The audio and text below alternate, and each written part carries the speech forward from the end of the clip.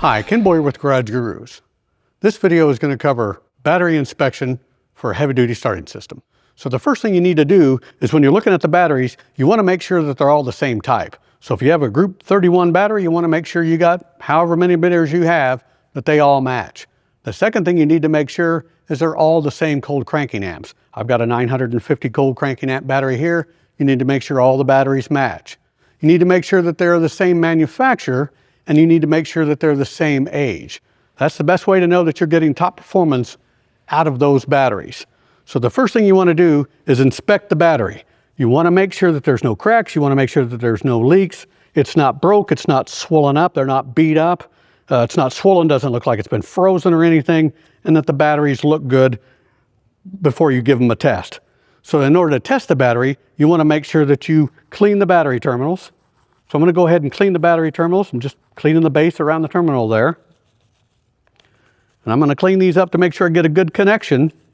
But I want to do that when I test it. I want to use my post adapters to do the testing. So the next thing I want to do is check the voltage on the battery. So I'm going to go ahead and turn my voltmeter on to DC volts. I'm going to hook up my test leads.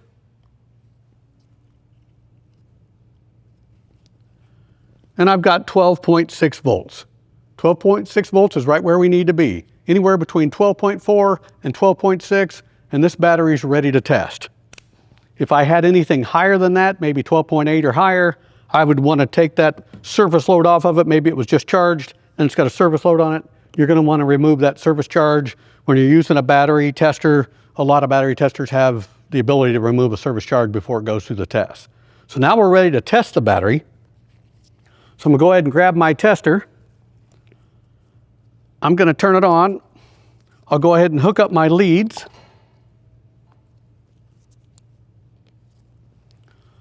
So I've got the battery out of the vehicle, so I'm going to go ahead and push out of vehicle. I've got a little legal step to take here.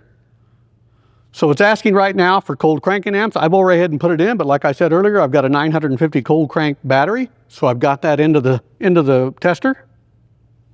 I'm going to go ahead and begin the test.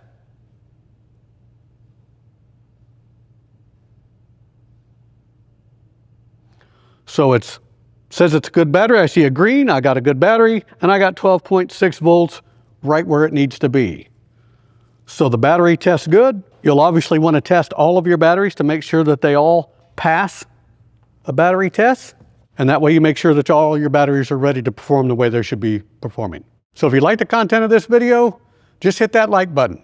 I'm Ken Boyer with Garage Gurus. Thanks for watching.